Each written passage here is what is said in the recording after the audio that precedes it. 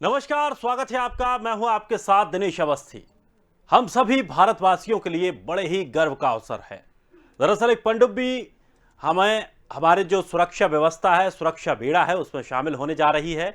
इस पनडुब्बी की खासियत यह है कि बैटरी और आधुनिक संचार व्यवस्था इसमें स्वदेशी है, इसीलिए ये आत्मनिर्भर भारत के सपने को भी बढ़ावा देती है।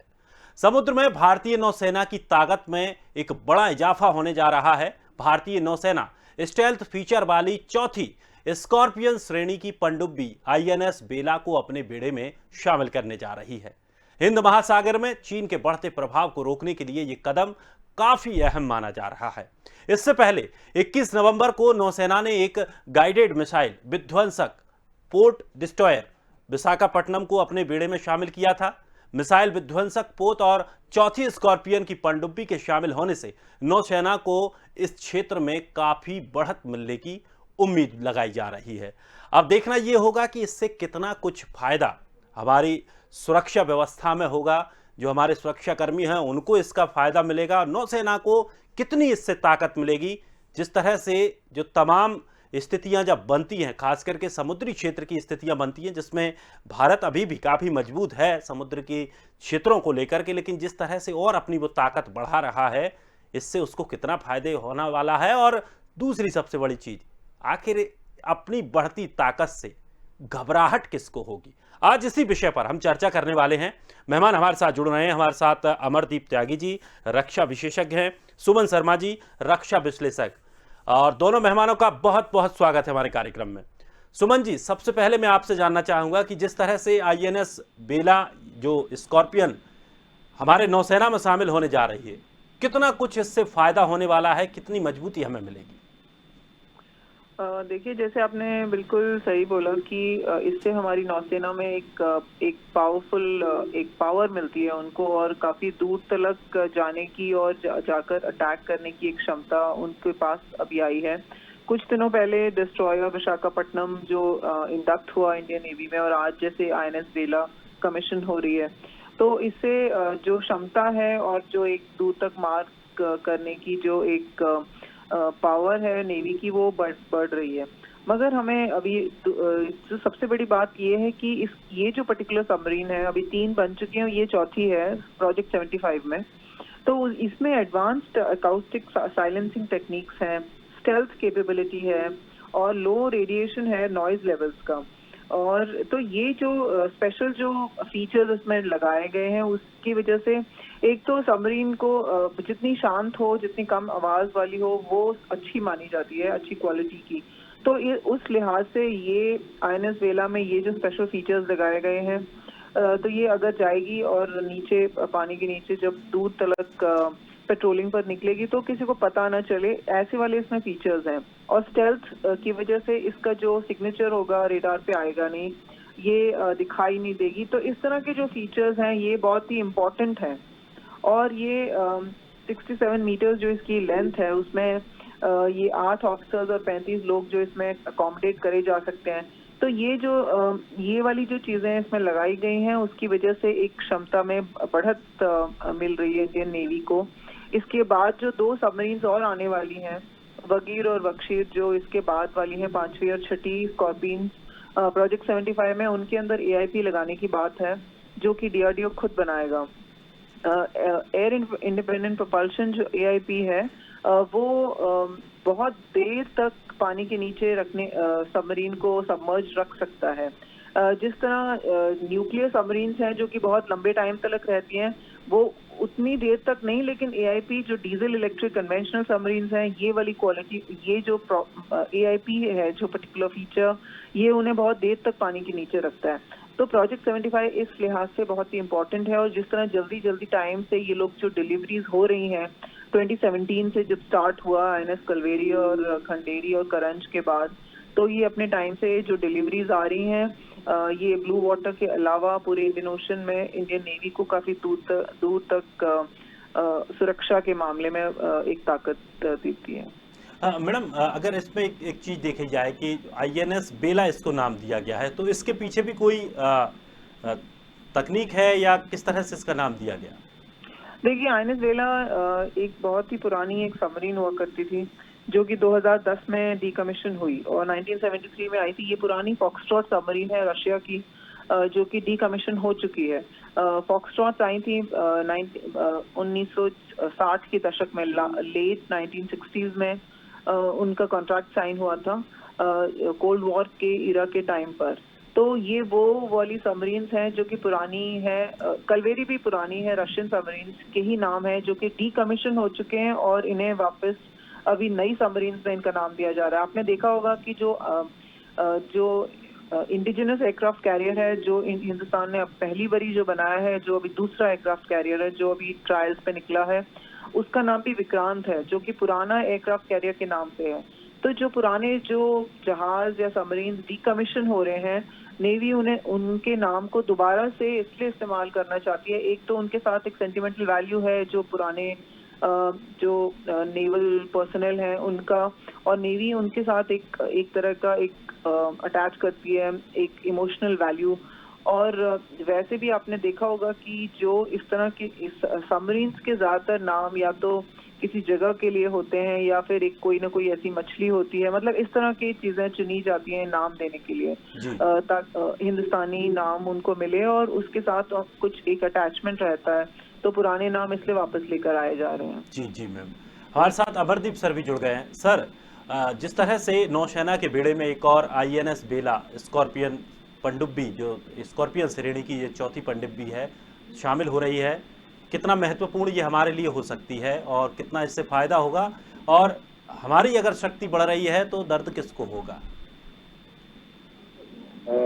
जो ये INS वेला जो अभी इंडियन नेवी को सौंपी गई है, इनफैक्ट पिछले कई सालों से ये ट्रायल पे चल रहा था और अपने आप में बहुत ही you can say powerful equipment है।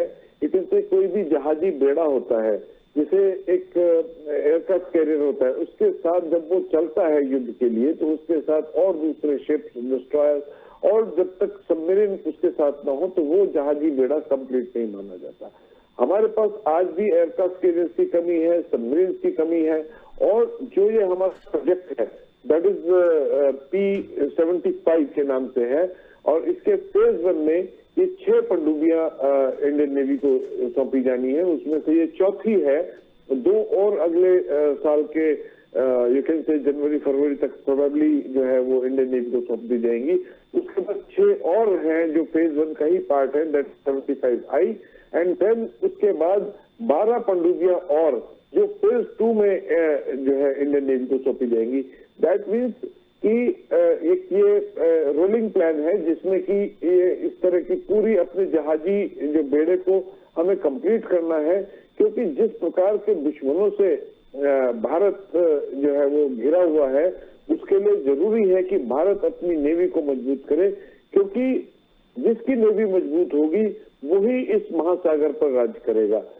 आप यदि ऐतिहासिक तौर पर देखें तो ब्रिटिश ने पूरे विश्व पर राज किया बिकॉज उनकी नेवी बहुत मजबूत थी। तो इसलिए, और ये जो INS वेला है ये साइलेंट किलर के नाम से इसको मतलब जाना जाता है, क्योंकि जो इसमें जो प्रपोजल सिस्टम लगाया गया है वो इतना साइलेंट है कि इसकी आवाज बहुत कम है, तो दुश्मन को इसको डिटेक्ट करने में बहुत ही मुश्किल होगी। और इसके साथ जो इक्विपमेंट लगाए गए हैं, जैसे इसमें 6 ट्यूब्स हैं और 6 ट्यूब में करीब 18 टॉर्पीडोज या मिसाइल या फिर इट इज कैपेबल ऑफ जो है समुद्र के अंदर माइन लगाने में भी ये कैपेबल है। तो कहने का तात्पर्य है ये जो हमारे पड़ोसी देश हैं, खास करके पाकिस्तान और चीन, और उसमें भी पाकिस्तान कम चीन ज्यादा, बिकॉज जो चीन है वो साउथ चाइना सी में और इंडियन ओशन में अपना दबदबा बनाना चाहता है, अपने आप को एक महाशक्ति के रूप में बनाना चाहता है, जो कि भारत को कभी मंजूर नहीं हो सकता। क्योंकि वैसे कोई दिक्कत नहीं है, लेकिन क्योंकि ये इस क्षेत्र में शांति व्यवस्था बनाए नहीं रखना देना चाहता, ये न केवल भारत बाकी और दूसरे जो साउथ ईस्ट एशियन कंट्रीज है उनमें डिस्टर्बेंस करता रहता है। इसलिए उसको बराबर की टक्कर देने का जो एक यू कैन से कैपेबिलिटी है वो भारत में है, और उसके लिए ही ये सब इक्विपमेंट हमें की जरूरत होती है। और ये वेला के आने से ये हमारे जो दोनों जो enemy countries I must say हैं, उनको चौंकाने की बात है और उनको एक दिल दहलाने वाली बात है। बिल्कुल सर। लेकिन सर जैसे कि अगर हम बात करें कि अभी जैसे चाइना को लेकर के हम बात कर रहे थे, अभी जो इस तरह से हमारे पास जो शक्तियां जुड़ती जा रही हैं, लगातार 4 पनडुब्बी हो गई हैं, आपने कहा 2 और जुड़ने वाली हैं। अगर चाइना को हम अपने उसमें देखें कि मजबूती में, तो हम कितना अभी बढ़ पाए हैं और कितना चाइना को लग रहा है कि भारत और बढ़ रहा है? देखिए, चाइना को जब तक भारत प्रोग्रेस ना करे, भारत इस तरह के अपने आप को इक्विपमेंट या अपना इंफ्रास्ट्रक्चर तैयार ना करे, चाइना को कोई दिक्कत नहीं। भारत को देखना चाहता है कि ये पीछे पिछड़ा रहे, लेकिन अभी हमें और अपने आप को तैयार करना पड़ेगा, क्योंकि इक्विपमेंट वाइज चाइना हमसे काफी आगे है और चाइना की नेवी, चाइना की आर्मी स्ट्रेंथ वाइज भी हमसे ज्यादा है। लेकिन उसके बावजूद भी it is not the equipment और the you can say the weapon, it is the man behind the weapon. उससे कोई मैटर नहीं करता है कि हमारे पास कितनी पनडुब्बियां कम है या चाइना के पास कितनी ज्यादा है। हमारी जो लड़ने की क्षमता है और हमारे सैनिकों का जो साहस है, वो अल्टीमेटली इम्पोर्टेंट है। अब जिस तरह हमारी सरकार जो है हमारे जो फौजों को इक्विपमेंट से भी लैस कर रही है, उससे हमारी फौजों का मनोबल और बढ़ेगा। जैसे इस इक्विपमेंट के आने से नेवी का, खाली नेवी का ही नहीं बल्कि एयरफोर्स और आर्मी का भी मनोबल बढ़ेगा, क्योंकि आज का युद्ध जो है वो एकल युद्ध नहीं रह गया कि आर्मी का अकेले का युद्ध होगा तो नेवी शांत बैठी रहेगी या एयरफोर्स शांत बैठी रहेगी। ये एक यू कैन से इंटीग्रेटेड वॉरफेयर होता है, जिसमें नेवी, एयरफोर्स, आर्मी सब इन्वॉल्व होते हैं, तो ये सभी का मनोबल बढ़ाने वाला है। दूसरा, जिस तरह से इसमें इंडिजीनियस 75% इक्विपमेंट और जो इसका मैन्युफैक्चरिंग है वो विद इन इंडिया हुआ है, तो दैट इज अगेन हमारे देश के लिए, हमारे यू कैन से हमारे देश की जनता के लिए एक फख्र की बात है, हमारे सैनिकों के लिए फख्र की बात है कि we are not going to be dependent on any other country. ये सब हमारा इंडिजीनियस मैन्युफैक्चरिंग है, इंडिजीनियस उसमें इक्विपमेंट लगे हुए हैं, चाहे उसमें कम्युनिकेशन इक्विपमेंट हो, चाहे उसमें बैटरी सिस्टम हो, जो कि बहुत इंपॉर्टेंट होता है, तो वो सब इसमें लगे हैं। और ये आज की तारीख के जो विश्व के जितने भी इस श्रेणी के जो सबमरीन है, उसमें ये मतलब यू कैन से बिल्कुल लेटेस्ट टेक्नोलॉजी के साथ है। जैसे इसमें इंडिपेंडेंट एयर प्रोपल्शन सिस्टम, यानी कि क्या होता है कि जब सबमरीन समुद्र के अंदर लगातार ट्रेवल करता है, और सबमरीन का मतलब पनडुब्बी यानी पानी के अंदर चलता है, लेकिन उसको प्रोपल्शन के लिए उसको बार बार कुछ समय के बाद बाहर आना पड़ता है ऑक्सीजन के लिए, सो दैट उसमें फ्यूल जो है वो बर्न होता रहे। लेकिन इसमें ऐसा सिस्टम किया गया है कि इसको वो डिपेंडेंसी बहुत कम होगी और ये विदाउट एनी डिपेंडेंसी या बगैर ऊपर आए ये बहुत लंबे समय तक समुद्र में अपनी कार्रवाई कर सकता है। बिल्कुल।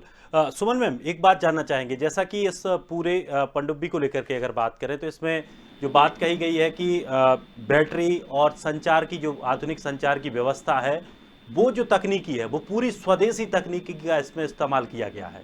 तो अगर इस चीज़ को हम देखें तो कितना बेहतर अब हमारी तकनीक होती जा रही है, और सबसे बड़ी बात यह है कि अब हम खुद अपनी तकनीक पर भरोसा कर रहे हैं। ये आपने सही कहा कि ये मतलब मेक इन इंडिया के तहत ये वाला जो प्रोजेक्ट 75 था, डीसीएनएस ने अपना डिजाइन दिया है, लेकिन प्रोडक्शन और मैन्युफैक्चरिंग सब कुछ हमारे अपने शिपयार्ड में हुआ है, मुंबई में जो मैस्गांव डॉक है। उसके अलावा भी जो हमारी स्ट्रेटेजिक सबमरीन्स हैं वो भी हम लोग अपने आप खुद बना रहे हैं। हिंदुस्तान शिपयार्ड जो विशाखापट्टनम में है, शिप बिल्डिंग सेंटर के साथ, वो बना रहा है। और जो प्रोजेक्ट 75 इंडिया जिसके बारे में सर ने जिक्र करा, जिसका थोड़े दिन पहले ही आरएफपी टेंडर रिलीज हुआ था, उसमें भी लार्सन एंड ट्यूब्रो जो इंडियन कंपनी है और मैस्गांव डॉक दोनों के पास वो टेंडर्स हैं, और वो अपने जॉइंट वेंचर खुद बनाएंगे। बाहर की टीम्स को, बाहर के जो फॉरेन ओईएम्स हैं उनके साथ वो खुद चुनेंगे उनको कि उनके साथ पार्टनर कौन करेगा। तो ये मेक इन इंडिया को लेकर ये जो एक बहुत ही बड़ा पुश है वो आत्मनिर्भर भारत की तरफ, कि हमारे पास वो अभी वो कैपेबिलिटीज हैं कि हम ये इस तरह के वेब प्लेटफॉर्म्स को हम बना सकें।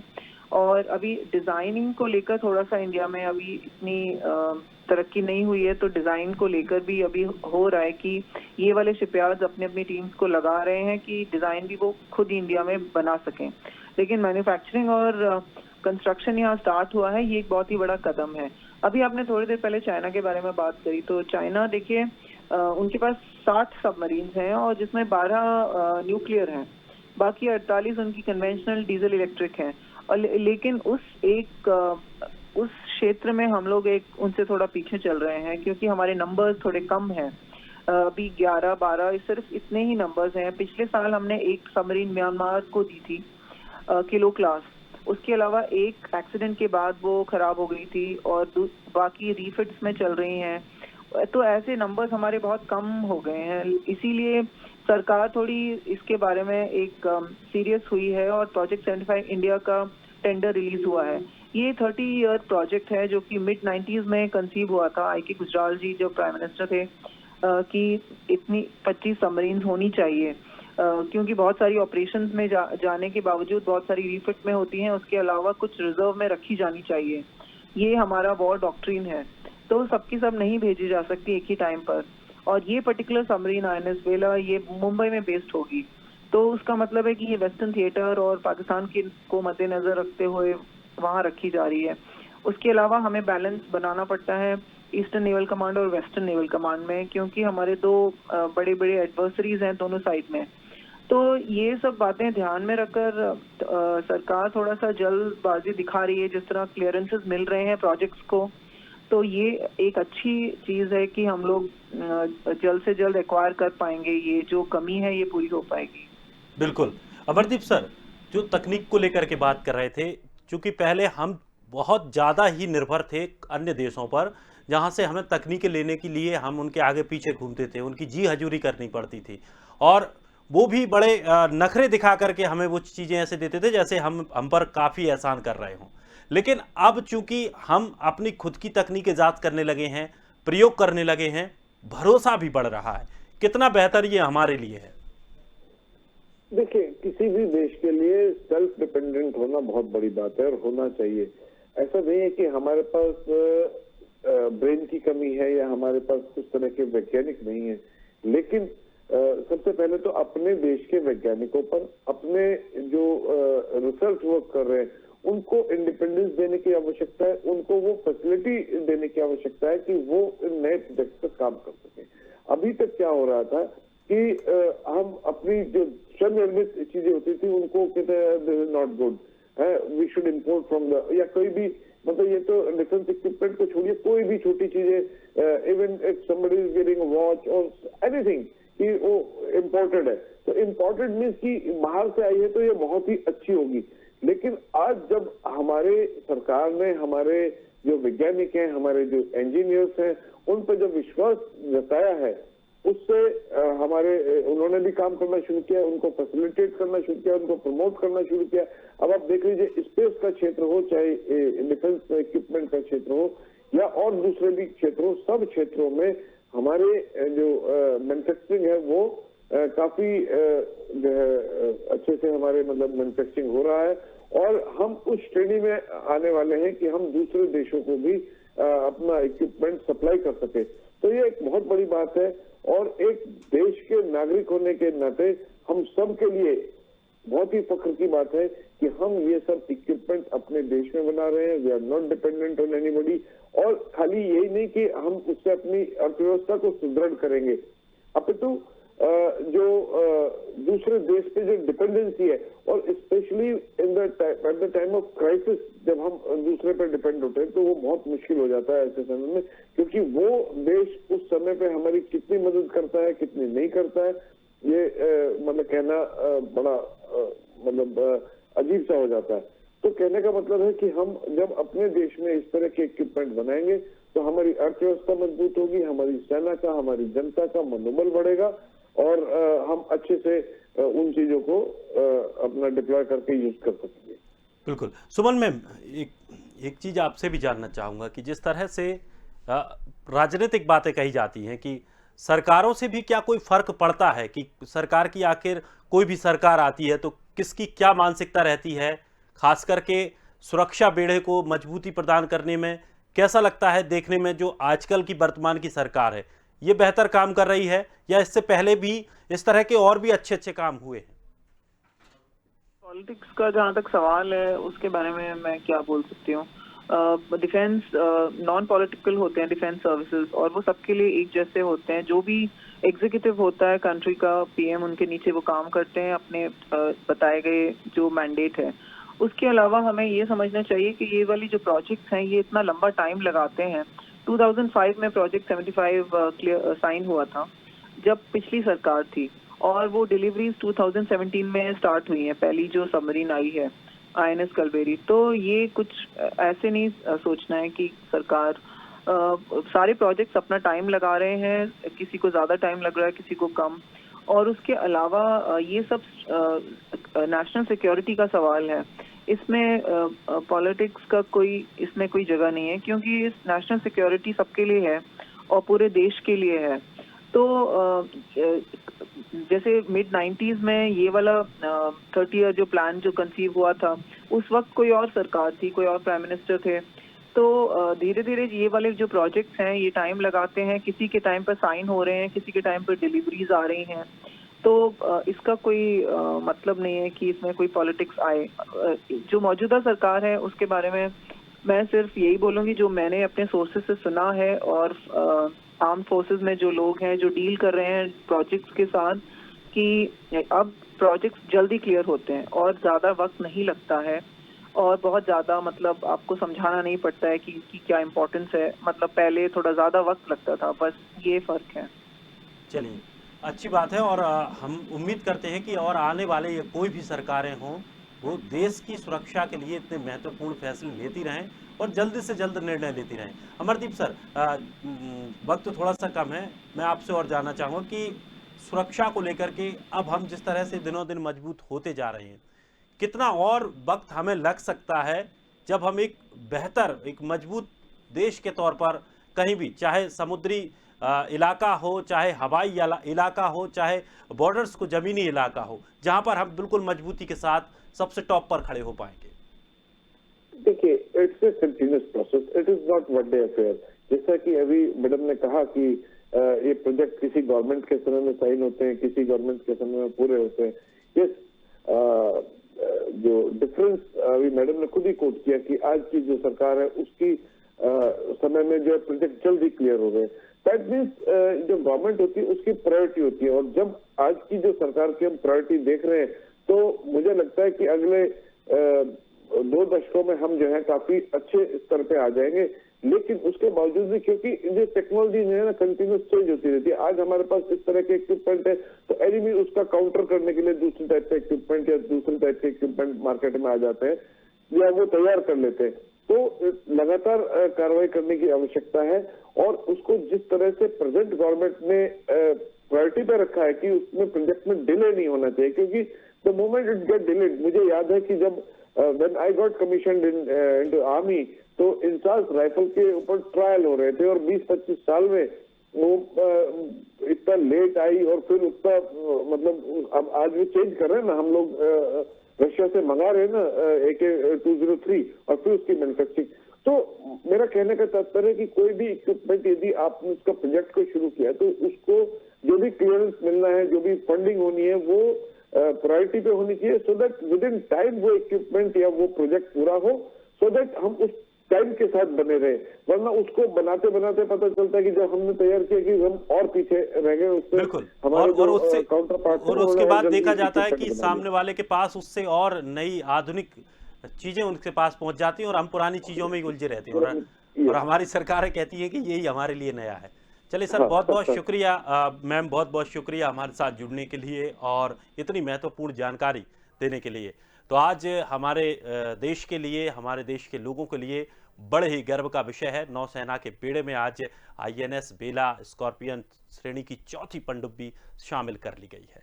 फिलहाल इस खास कार्यक्रम में इतना ही। ताजा तरीन खबरों के लिए आप बने रहिए स्वदेश के साथ। सबसे पहले देश।